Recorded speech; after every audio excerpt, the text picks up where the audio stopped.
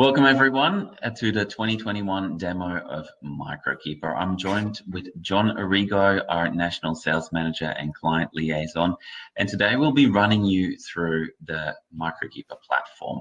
We'll show you everything there is to know on a high-level basis. Obviously, this recording will help you get to discover Microkeeper. Our face-to-face demos are usually a bit more in-depth and will be tailored to our clients. So if you have any questions after seeing this recording, please feel free to contact us. You can do that by navigating on our homepage to the Contact Us tab and leave a message for us there, or you can just call us directly on 1-800-940-838. Without further ado though, we'll be going into things with John. John, thank you so much for joining us today.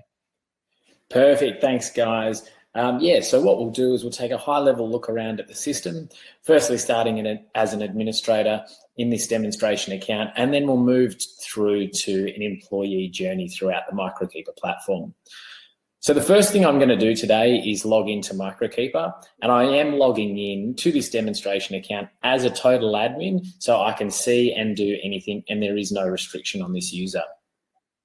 So the first page we enter is the control panel page. The control panel page is designed to give us a 24-hour live snapshot of the Microkeeper system. So the first thing we'll see on our left-hand side is our rostering, and as you can see, our rostering can be broken down via either location, department. It can also be broken down by role, job, etc. We see a start time and an end time, so it's just an overview there. Moving to the center of the page, we do have the activity feed. The activity feed is our audit trail and showing us anything that's occurring within the platform.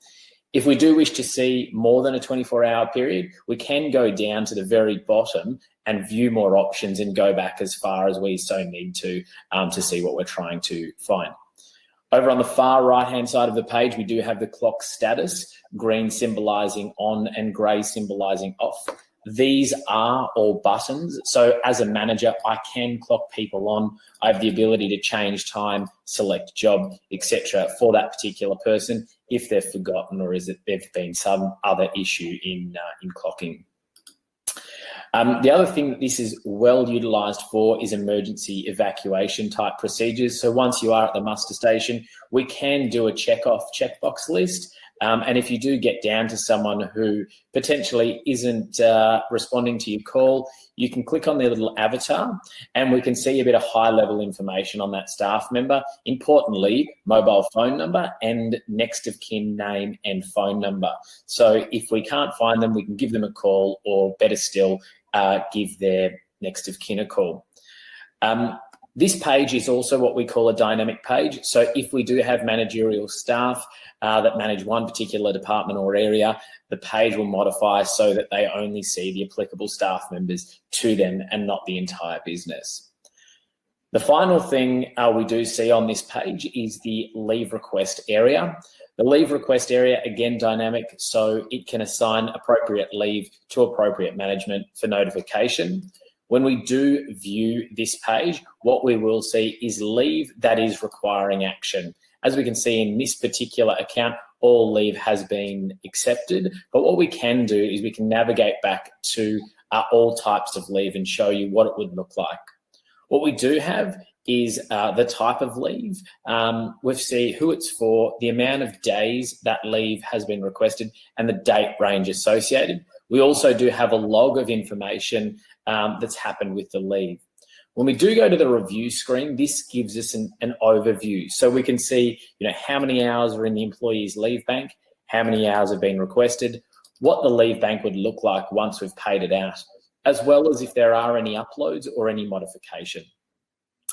More importantly, I personally think, is the overlap. So this helps you if potentially a staff member, let's say, is wanting leave in July, and you want to ensure that you're going to have enough staff members to facilitate the business while that person is on leave. This will find any other staff member that has a leave that overlaps with this current request. So therefore you can see, will I have enough staff members left? Is there actually anybody on leave at the time, etc.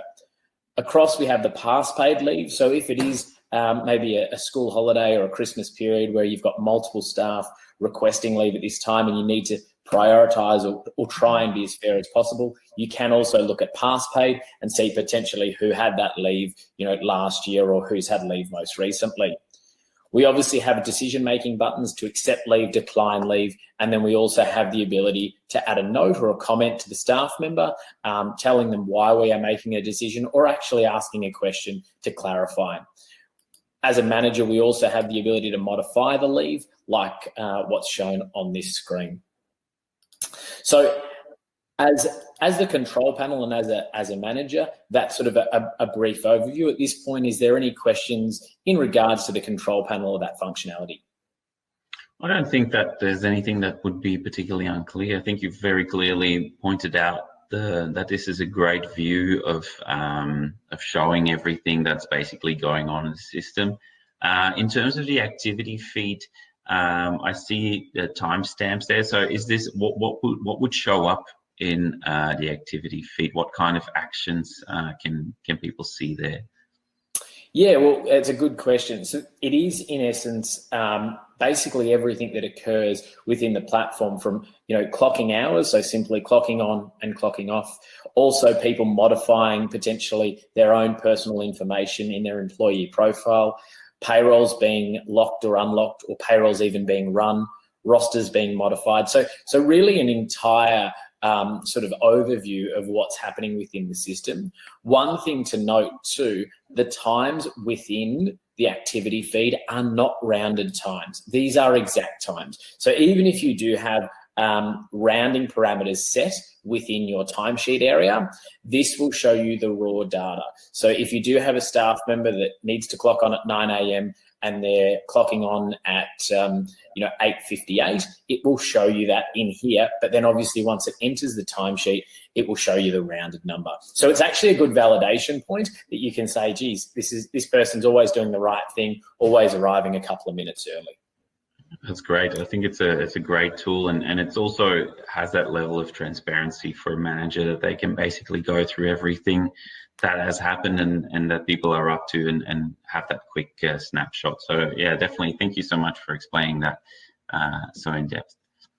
Perfect. So our next step is what I like to do is demonstrate sort of a start to finish of an employee journey within the Microkeeper platform. So it all starts with getting the staff member into the Microkeeper system. Now, there are a number of ways in which we can do that. The first way we can do it, and usually when an account starts, is via a CSV upload, like this example here.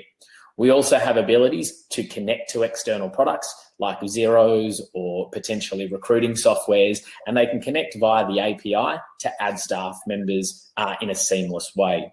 This helps for businesses who are constantly recruiting or have big labour requirements and turnover rates. The other thing that we can do is we can simply add the staff member in a manual way.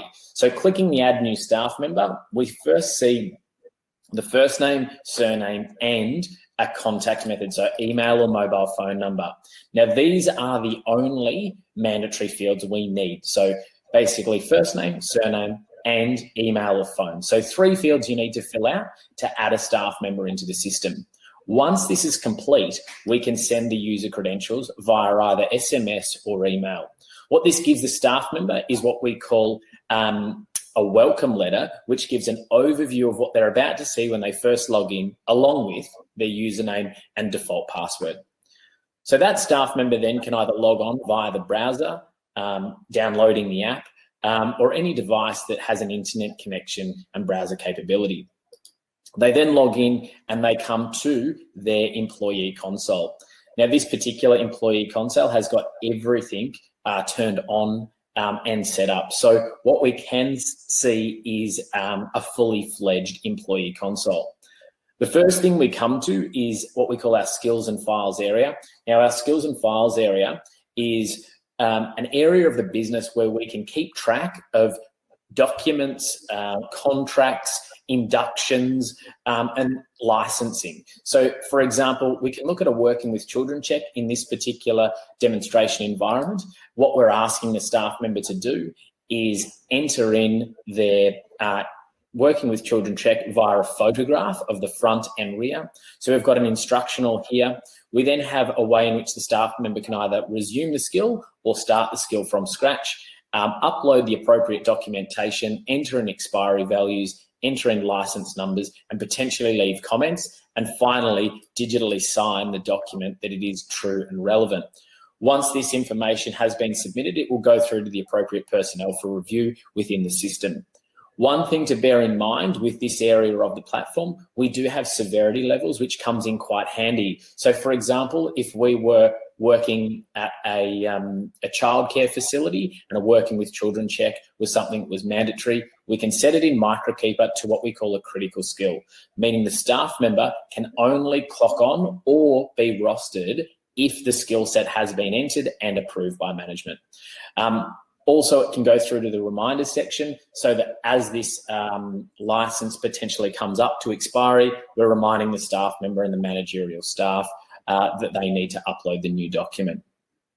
Again, helping with the business administration all through obviously optimizing licensing and also reminders within one platform. We then come down to the start of the employee onboarding or profile. Once we hit the finish profile area, it will open and show us what we still need to enter into the system. Now, usually with a first name and surname, this will sit at around 10% complete. We then move through to an online tax file declaration, which is sent through with STP, email, emergency contacts, bank details, super fund, member number, address, date of birth, gender, etc. is all asked for. So it eliminates the paper-based system and also the double entry of data for your payroll and administrative team. So once that's all complete, what we do see is a console that'll look similarly to this. And what I'm going to do is show you a roster that we'd prepared a wee fraction earlier, which looks something along these lines. Now, as you can see, a staff member can navigate as far back and as far forward as we allow access within the system. And what a staff member can see by default is their own personal roster. Now, this roster has a few things turned on. It has the accept decline area. It also has an end time hidden. We can obviously show it. We can also show address. We can show break time. We can show a note, and we can show a job all on the roster. So a staff member can be as informed as we need, or obviously we can make the roster as simplistic as required. Another feature we can turn on in this area is the view full roster. So what this does is it shows the staff member any other staff that are working across the locations that this person or departments are working at. For another bit of ease for staff members, they can also sync their calendar, which is in their roster calendar, which is in Microkeeper, to their personal calendar. So your iCals, your Google Cals, your Outlook calendars, etc. So as soon as the roster is what we call locked, being distributed, it becomes available in the employee's personal calendar suite, and they can then set up their own reminders and so forth. We have one of our clocking methods here, which is browser clocking. We also have a number of other clocking methods, which I'll go through at a later stage.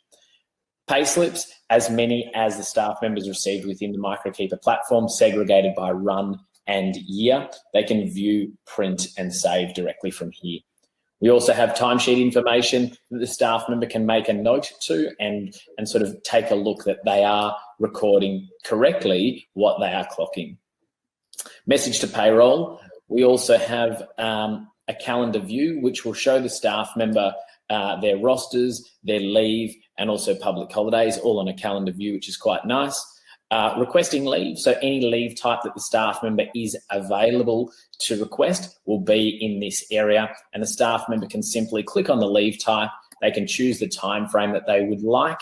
They can leave comments, agree to the terms. They can also see balances and predicted balances, and from there submit it through to management for approval.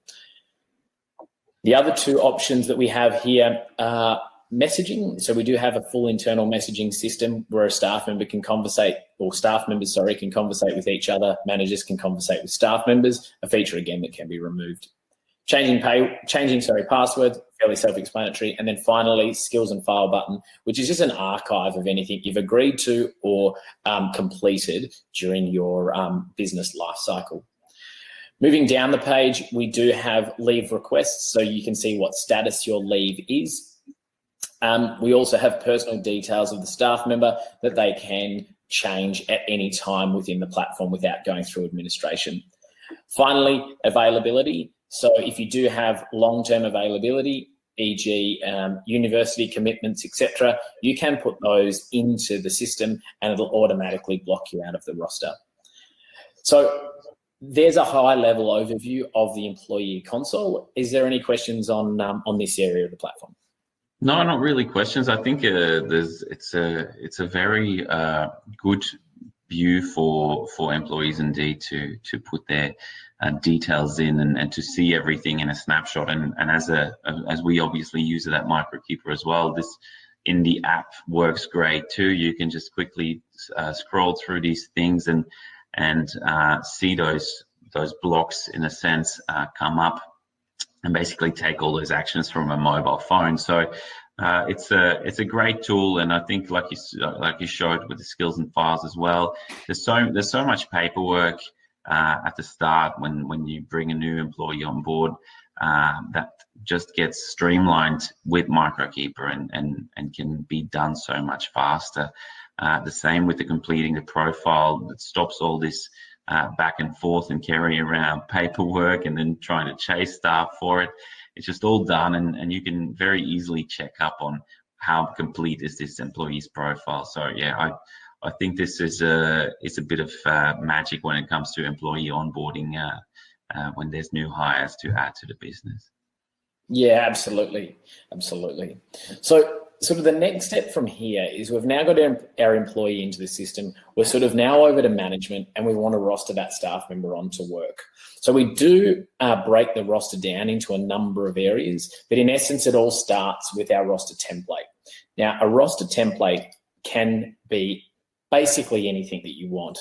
It can be a rotational roster. It can be a specific roster for a time of year. So if it's a busy time or a school holidays, or even it can be for an event that potentially rolls over year on year. It basically means it can be anything that makes your life easy to find a base and then start from that base. Now, when we display a roster, again, we display it by either department or location like this. Now, again, dynamic page. Only staff members, as in management, who manage certain areas will see the applicable areas that they need to. So they don't get overwhelmed by seeing everything within the business when they don't need to. So what we can see here is Wednesday. Note that there is no date assigned yet. And we have our area of the business, so catering. We also have, our chefs, our hosts, etc. So we can break the business down via department and role. So we have a two-factor breakdown, and then even further, if we may, to a job that person is doing. Being that we are a payroll system, we do overlay all of the payroll rules at this point in time, so you do get a fully costed roster. Now, once we've chosen the template like this that we would like to utilize, we can then clone this to what we call the calendar area of the system. So in essence, we grab this template and we move it to this area of the roster. So it looks basically identical. The only main difference is we now have a date assigned to that Wednesday. Now, again, when we're moving through the system, we can see, for example, the staff member, we can see the time on, we can see the time off, we can have the ability to move a break. So by default, the system will pop the break in where you guys have delegated you want it to be around a certain rule set which may comply with your award. But if you do have a situation where you want the front desk manned all the time and you've got 4 staff members, well, we don't want every staff member having a break at 2 o'clock. We want one at 1 o'clock, one at 1:30, one at 2 o'clock as an example. So you can actually put that into the system. So to let the staff member know this is when we want you to take your break. We can then move across the page. We can see the total hours for the employee for the entire week. And we do have an overlay of transparency in color to see if that staff member is hitting a goal set hours. So if they go over a goal set, you'll see a red indicator like this. If we can allocate them more, we can see it green. And if it's black, it means that there is no goal set hours. So we can allocate as many or as little as we require. We then have, obviously, the representation of the shift here. We also have any other shifts that the staff may be working as well represented in a light pink. We then have the hours for the day with the break removed and then a total cost for that person. Obviously, as we move down the page, we go through to our next days.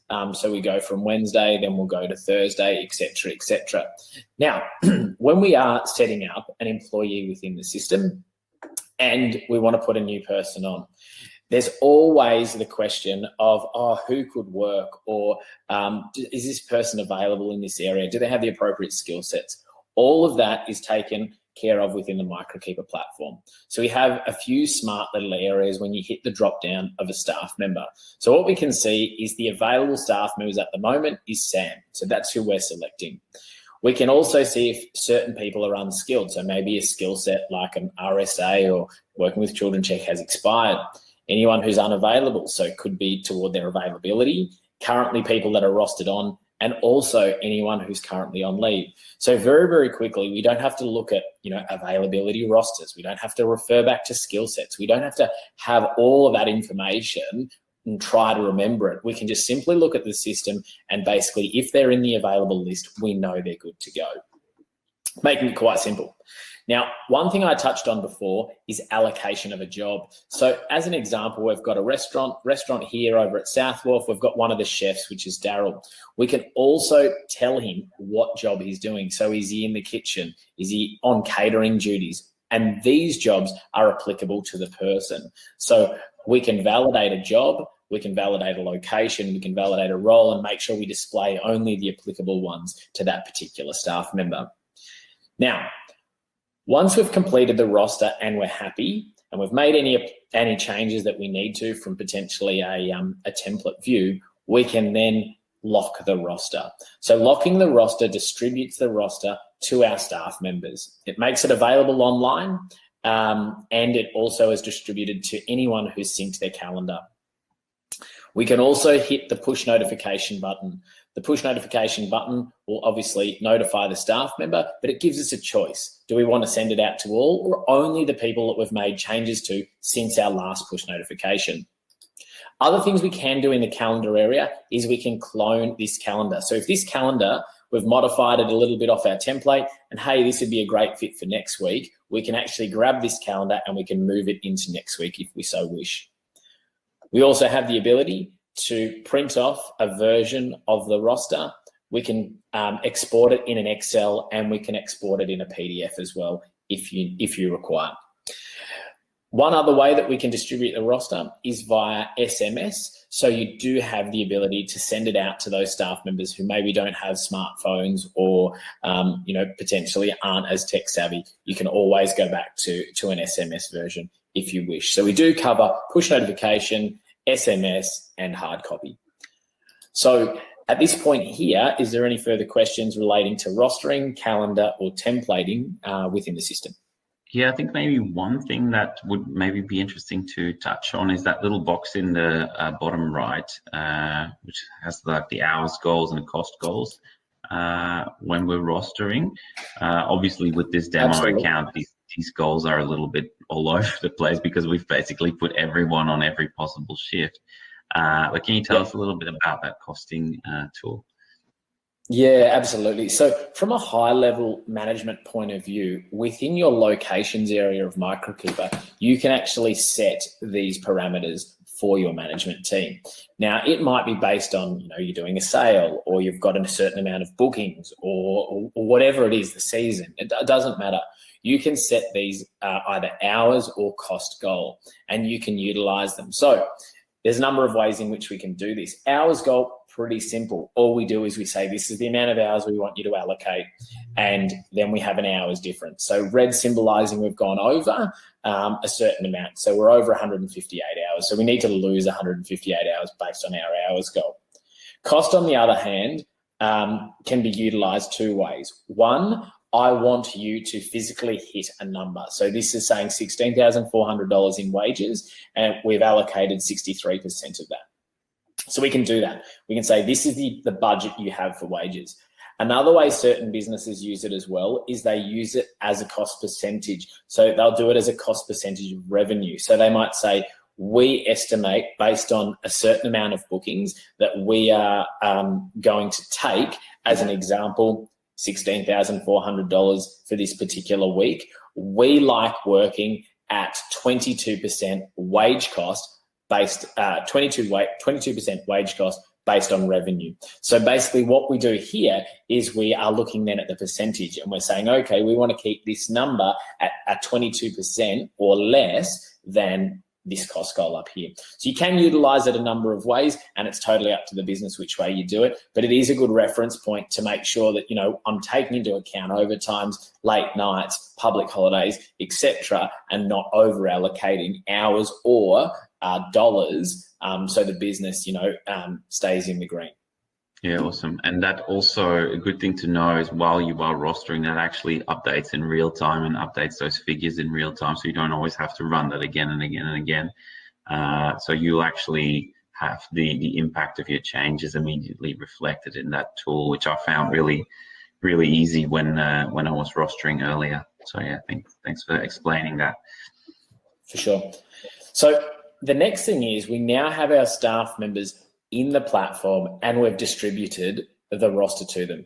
The next thing is the staff members can come in and they can clock some hours. So we do have a number of ways in which a staff member can clock hours.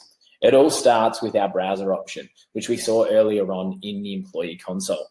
So the browser option, simply log in via a username and password. We can restrict it via IP address, so we know they're on the network, and it's as simple as clicking the clock on button or clock off. You know, well utilized for people that are constantly at computers. You know, they don't have to move anywhere else, then head straight to work, go to my desk, and I can clock on from there. We then move to our mobile app clocking.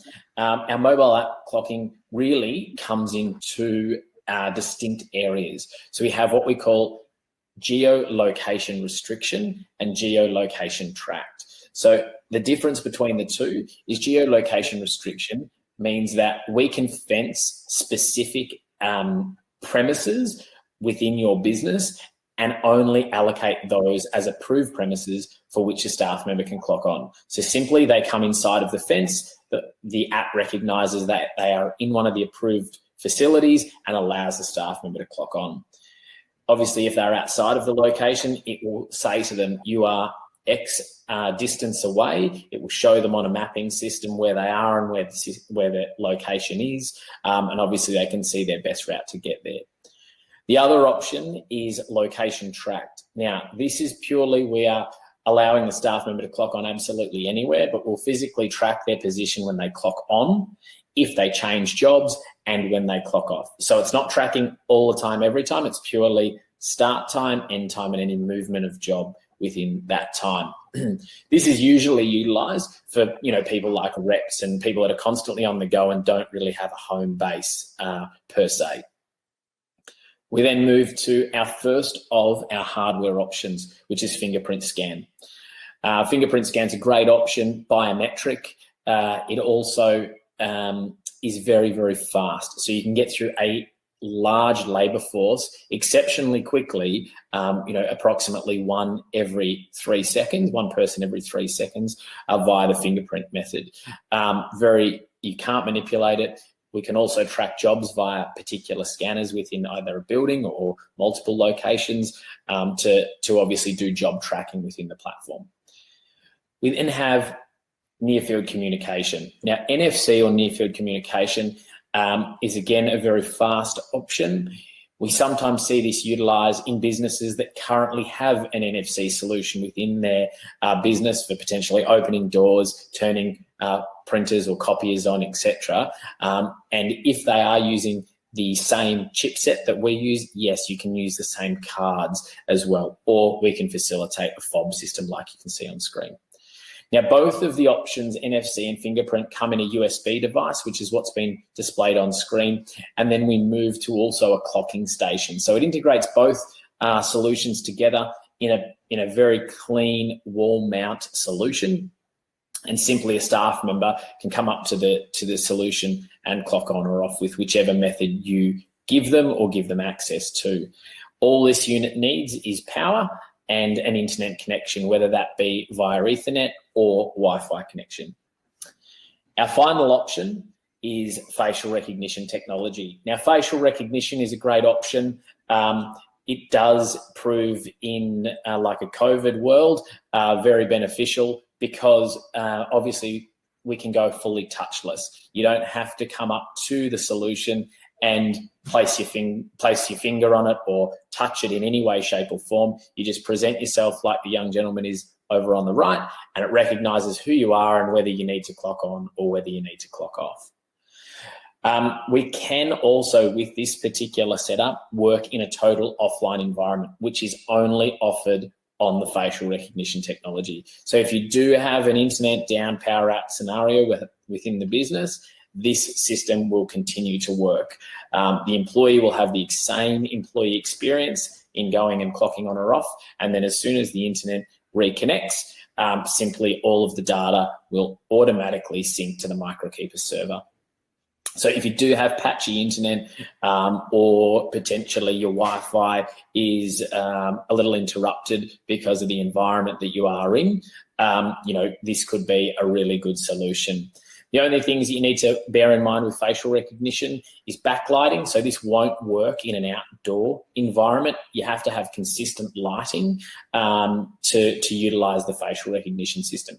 So we have a number of methods of clocking, and you can sort of choose which clocking method would suit your business the best, and it's not restricted to one. You can have multiple if you so wish to facilitate the needs of individual employees.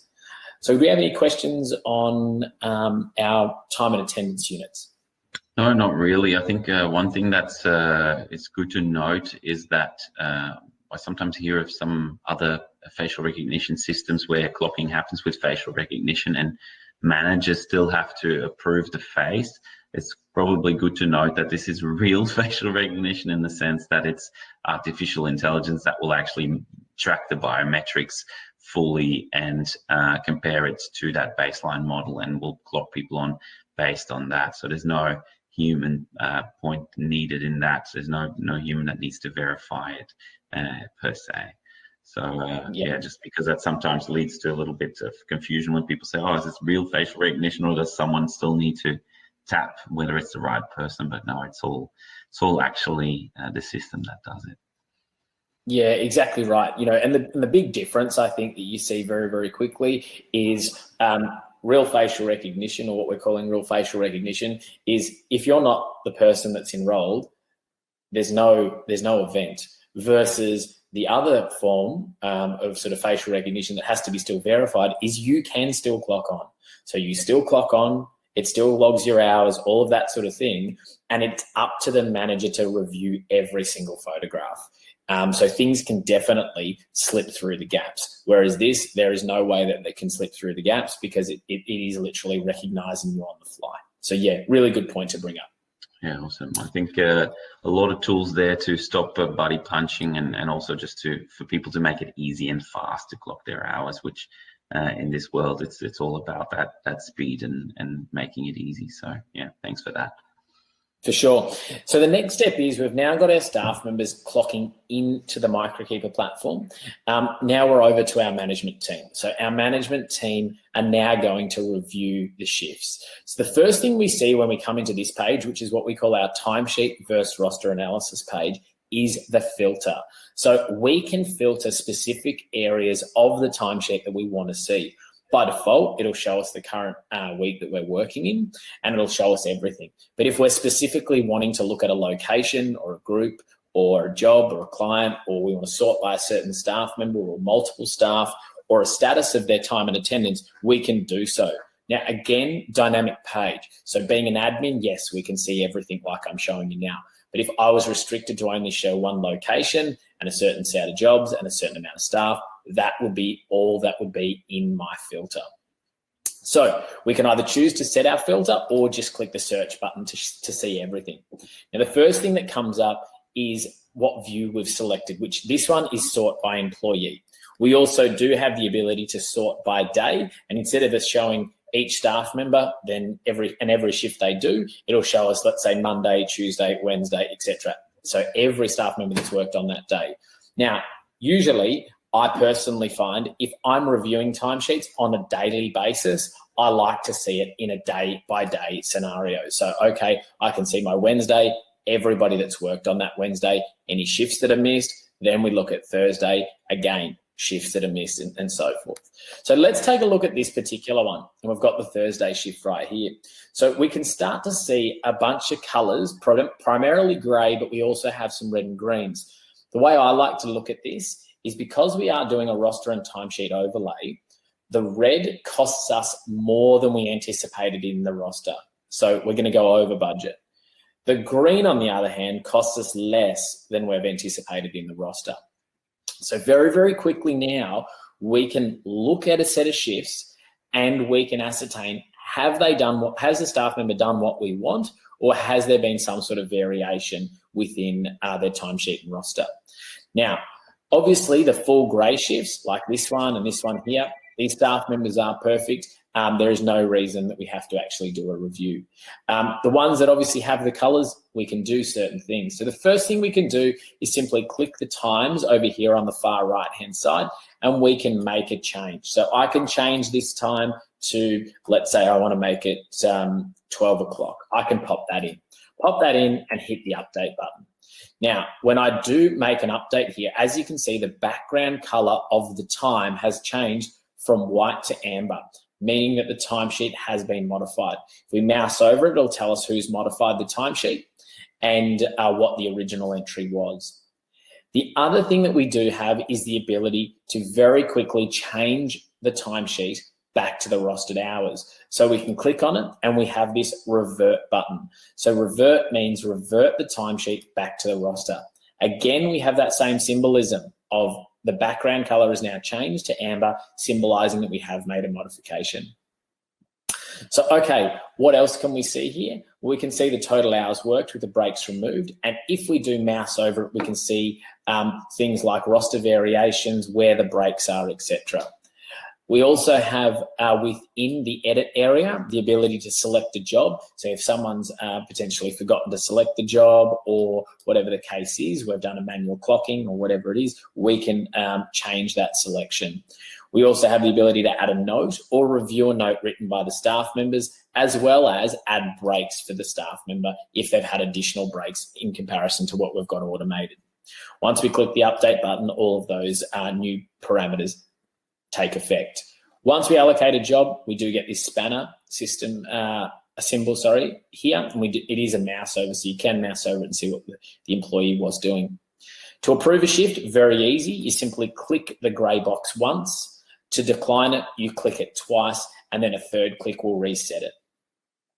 So from a point of view of a manager, it's as easy as coming through here, reviewing your shifts, and then clicking the tick boxes to review the staff members. Now, obviously, we encourage this to be done real time, so you may as well do it at the end of each day because then the data is fresh in your mind. So if someone's forgot to do something, we can very, very quickly change the time and the time be accurate because it's just happened currently on the day that we're working. So once the timesheet has been reviewed and we've gone through and we've checked off all the staff members like this, turned them all into green ticks, gone through absolutely everybody like that, we can then process through to running payroll.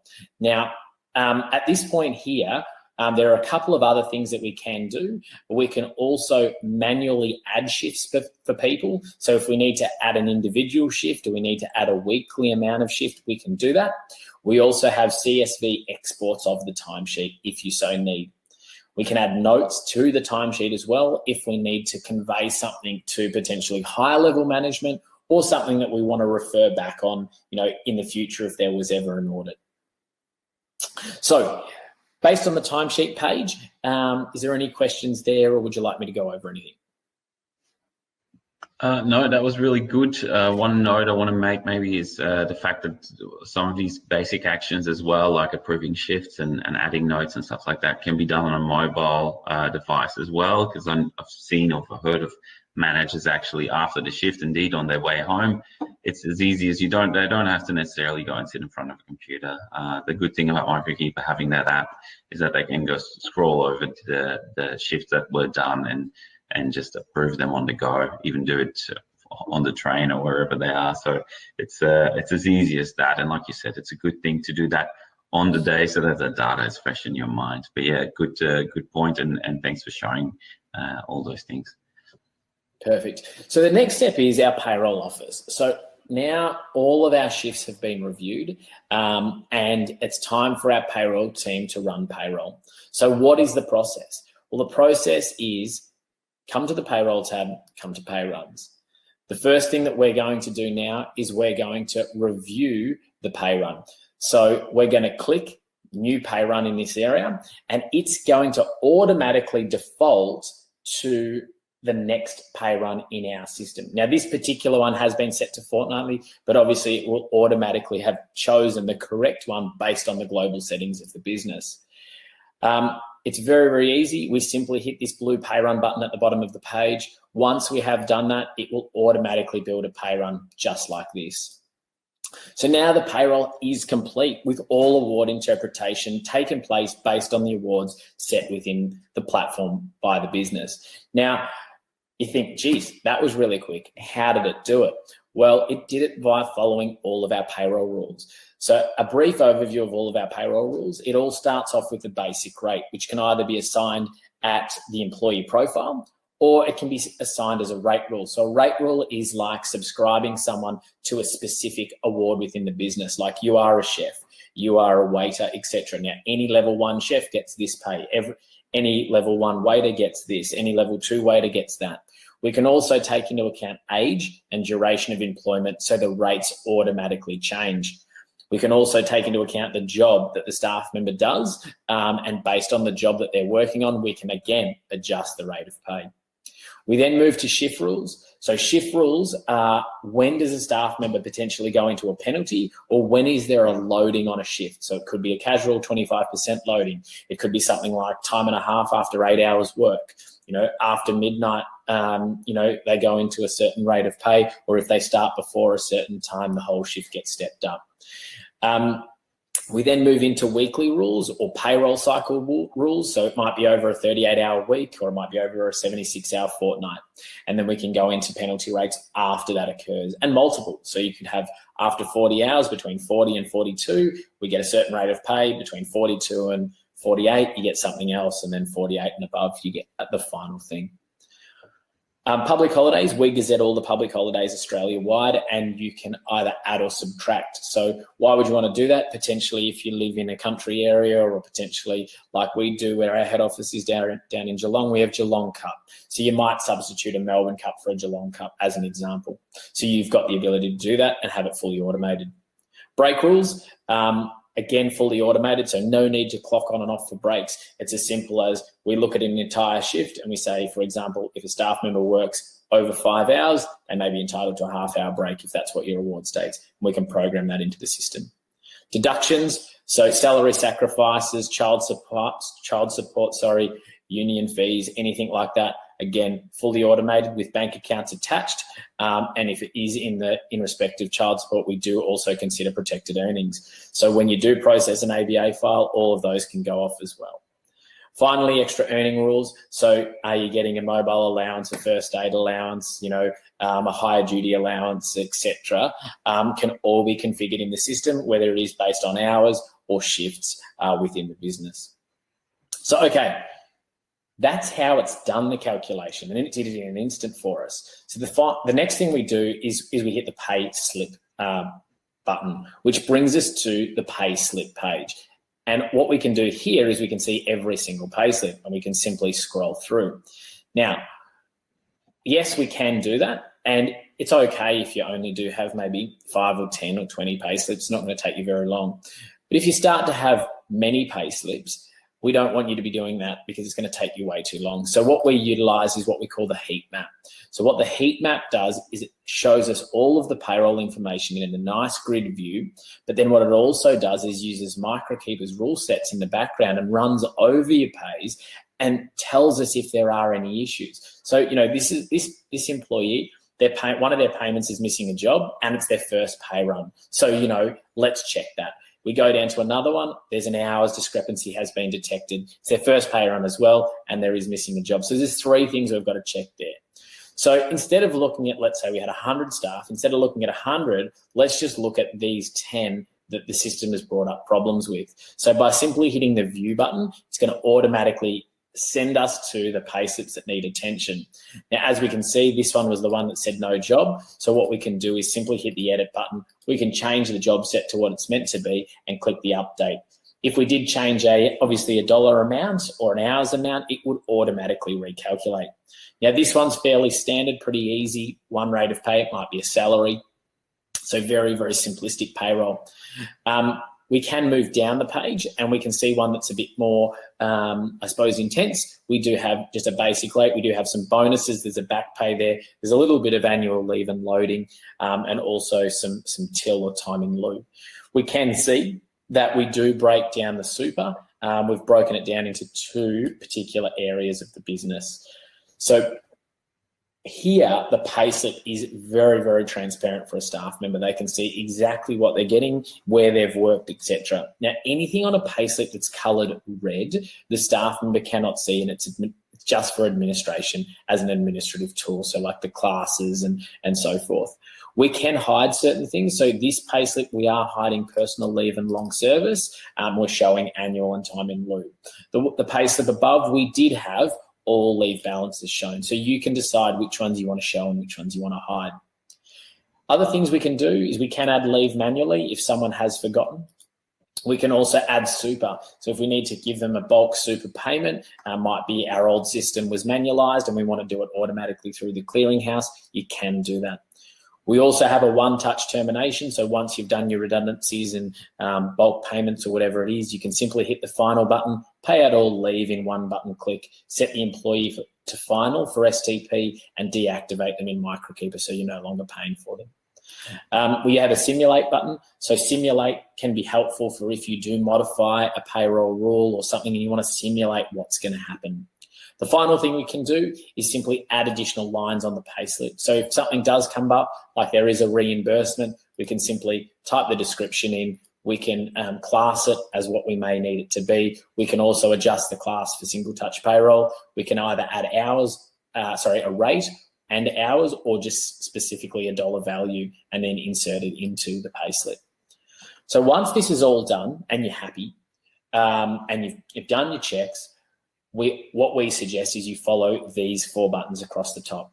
So firstly, we create a backup for our own server or computer system at work. If anyone wants a printed payslip, we set that in their employee profile, and by hitting the print button, it only prints the appropriate staff. ABA file, obviously we download that file, we can upload that into your banking system and pay everyone in a bulk lot. Note, you do have the ability to segregate the ABA file. So if there are multiple bank accounts that you need to pay out of, you can do that and split the ABA. Payment date, obviously reflective of what was in the payroll week, but that is, you do have the ability here to change it if you need. Finally, we've got the lock week button, which distributes the payslips electronically to the staff member's employee profile and gets us ready to lodge single touch payroll. So lodging STP is very, very easy. We simply click the button. We choose whether it's a normal run or potentially a final run of the year and simply hit review data. The system does a check. It's told us that our data is past validation and we're ready to go. So what we're going to see is what we're about to send through to single touch payroll, and it's as simple as saying that you've reviewed the data and submit it. So now all of your STP and all of your payslips and even the payment itself has been made, and then we would move to reporting. But prior to doing that, is there any questions on the payslip that you'd like me to go over? No, well, maybe a little question. Obviously, it's good to see that, or it's clear to see rather that this this brain that Microkeeper has about all these payrolls is where the true power lies, and all this automation. Because I mean, how fast it is to just run payroll, and then even do the STP reporting all in the one go. Like we've done that in the space of just a couple of minutes. So for people to spend like hours on doing that, that just shows how fast Microkeeper is with it. If people need help with the setup of these rules, what happens? Like say someone joins Microkeeper, and they're joining us, they're getting set up with an account. Obviously, setting up all these rules is not easy. Do they get assistance? How does the process work for them? Because it's obviously not necessarily very easy to do that at the very first go, I can imagine. For sure. No, and it's a really great question. So what we do is we've got a full account specialist tech support team located in our Geelong head office. What will happen is when you start your Microkeeper account, you'll be assigned the best fit account specialist. So who's best in your industry and with your sort of business size staff count. From there, that account specialist will contact you and take you through a full step-by-step of how to set this up. So they will have a meeting with you, discuss how you want the payroll rules configured. Now, some businesses say, hey, this is how I want them configured, just make it work. So they'll go in and they'll set it all up in the background, make sure it's reflecting exactly what you've told them to do in the side-by-side pay runs. Other businesses say, I want to know how it all works. I want to know how to do it. And in that case, they'll train that particular person on how to do it and how to configure all the rule sets. So it really is a tailor-made employer setup, if you like, for the specific business. So whether that is exactly for a business who just is very, very simple, or someone that has a lot of particular penalties and so forth, it's very, very much tailor-made. From there, that account specialist will then train your management team on rostering, time and attendance, anything that they basically have to touch within the platform. So it really has a really nice timeline. It has a very much of a handheld setup, and that all occurs within your 1 month free trial and the setup that we offer here at Microkeeper. Yeah, great, awesome. That's good to know, and I can attest to it that support is probably unbeaten in Australia. How we help businesses run through the setup and assigning these rules and everything that's attached to that. So yeah, a good note to have, I think. For sure. So finally, we're going to move to our reporting area. Now, this particular account has been set up with Xero in mind. So the first thing most people would like to do is get this data into their accounting system. So yes, we do export this data for a number of other suites like your Xero, your MyOb, QuickBooks, that sort of thing, as well as just in a CSV format. This particular account, obviously, as I said, has been set up with Xero in mind. It will default to the current week that we've just done. And the first thing we ever do is when we run this report for the very first time is we'll connect to Xero and we will retrieve your accounts as well as tracking out of your Xero account. From there, we can then set up where we want all of the cost of business to go to. So by simply clicking the drop down and choosing which account you need that particular cost to associate with. We also have the ability to pop through our expenses, obviously our superannuation, deductions, and PAYG tax withholding. Once you've set this up once, which obviously, again, is assisted with your account specialist, this system remembers this information. So then instead of you having a connect to Xero button here, you have a send data. So it's as simple as clicking that button. It will send all of this data through to Xero into your approved invoice area, ready to be reconciled against the ABA file that you pay your staff members with. So very, very simple. It's a one button click each pay cycle. So the other thing in this reporting area that you're going to use on a very semi-regular basis is superannuation processing. So superannuation processing, again, is very easy within our platform. It depends on what you want to process. So do you want to process the super monthly? Do you want to process it quarterly? That's the first thing. So let's say we're processing it monthly for this example.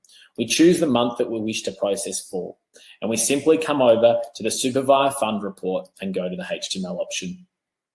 The first thing that the system's going to do is it's going to note, is there any missing information, and highlight it to you. So this is information that's going to prevent us from submitting super, because without this information, you actually can't submit to a clearinghouse. So we need to fix this first.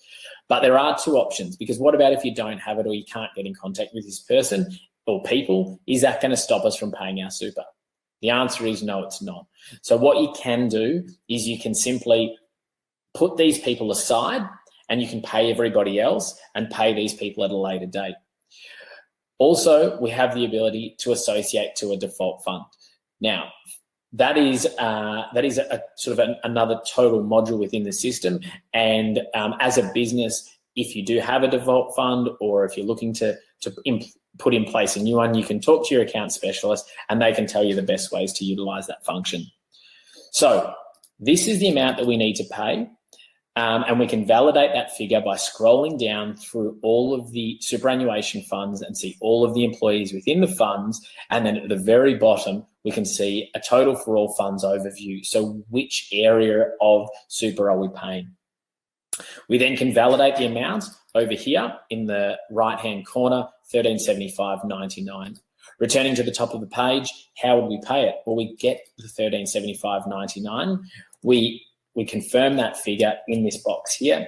We then tick the I confirm checkbox. A button will then appear here once we have either skipped these people or updated their detail. It's as simple as clicking that button, and then automatically the system will pay the approved amount of money to the super funds from the bank account you have specified using the Super Choice Clearinghouse Payment Gateway. So as soon as you click that button, everything takes place on your behalf, and it's submitting through the Super Choice Clearinghouse directly through to the funds. We also have a full audit process that will come up, an audit log within your Microkeeper console, but you also have the ability to log directly into the clearinghouse as well to retrieve things like batch numbers, etc., if you ever need to. The other reports on this page are all predefined by the filter. So basically you can choose the year, the period like we just discussed. You can also specifically choose a set date range within the system. We can choose the employee, all employees, groups, states, etc. And in essence, automatically configure a filter to build all of these reports on the right. Now, all of these reports, whether it's a payroll summary, an entitlement breakdown, a payroll breakdown for a job, or whatever it might be, all have the ability to be viewed online as a HTML, exported as a CSV, or also exported or printed as a PDF. So you've got sort of all bases covered.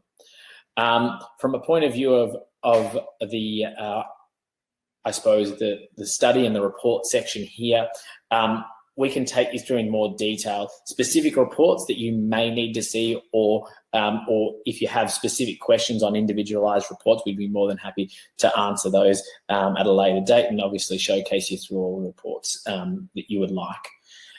Other than that, that's probably a very, very high-level overview of the entire Microkeeper platform, with obviously everything in the system turned on. So bearing in mind that this particular account, we are showcasing everything. Don't think that, oh my God, we don't need all of that stuff. We're just a very simple business. We just want, time and attendance and payroll. If that's the case, it's no issue. Within the global settings of the platform, we can turn a lot of these things off. So the system obviously can modify itself to showcase to you exactly what you need, and you're not overwhelmed with too much information. But from a demonstration point of view, that's sort of everything and anything that you can have within the platform. And I suppose now it would be over to you guys again to see if there are any further questions on reports or the platform in general as a whole. No, perfect. I think, yeah, thank you so much for that. I think that was great. I think it's a it's a good view for people, especially if they can't immediately make the time during business hours to see a demo, just to see all the power that there is in Microkeeper. Obviously, it's important to note that we're recording this in January 2021. And the good thing about Microkeepers is that it's an evolving system, and we obviously constantly are looking at meeting the demands of the market. So I already know that there will be things that by the end of the year we will be adding to this platform. There's things that are in process, there are things that are in development. So obviously keep checking in with us and keep checking, definitely checking for your personalized demo, because I think that way we can actually get to know who you are, what your struggles are as a business, so that we can assist you and showcase to you exactly how Microkeeper can help. But thank you so much, John. I think this was great. It was a great way of getting that feel for what Microkeeper can do, and all the back end of it, for people to basically have a look at what it looks like under the hood.